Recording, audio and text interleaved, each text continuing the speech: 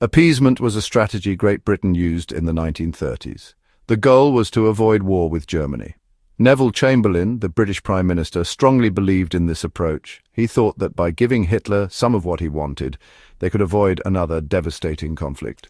Chamberlain believed that Germany had legitimate grievances. He felt that the Treaty of Versailles, which ended World War I, had been too harsh on Germany. He also believed that Hitler could be reasoned with.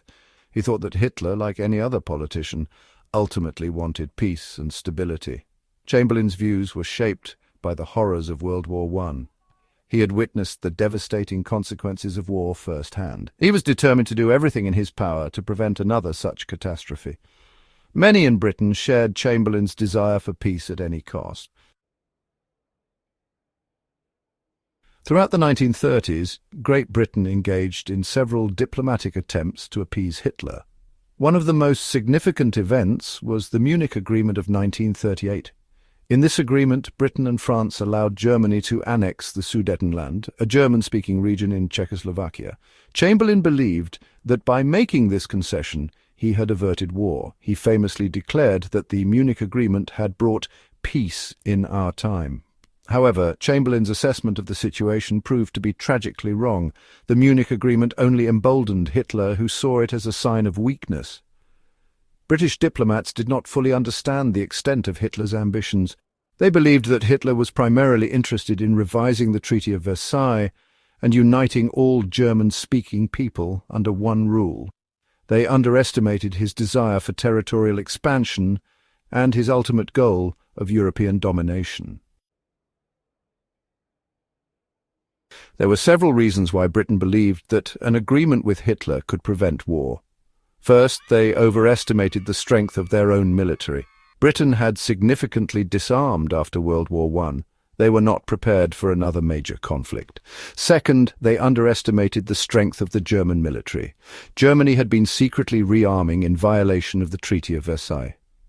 By the late 1930s, Germany possessed a formidable military force. Third, they hoped that by appeasing Hitler they could buy time to rearm. The British government also faced considerable public pressure to avoid war. The memory of World War I was still fresh in many people's minds. People were reluctant to send their sons to die in another war. Hitler skillfully exploited Britain's desire for peace. He repeatedly made promises that he had no intention of keeping.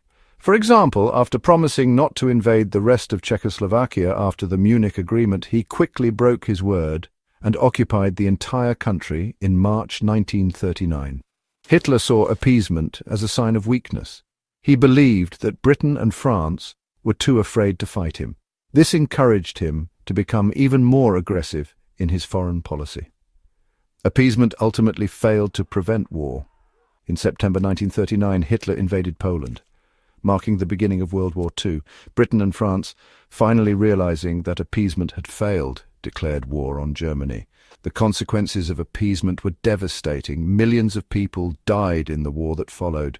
Just as Chamberlain believed he could secure peace through appeasement, modern leaders like Trump have tried to use trade deals to achieve political goals. But just as with Chamberlain's policy, such agreements can have unforeseen consequences that can lead to greater conflicts.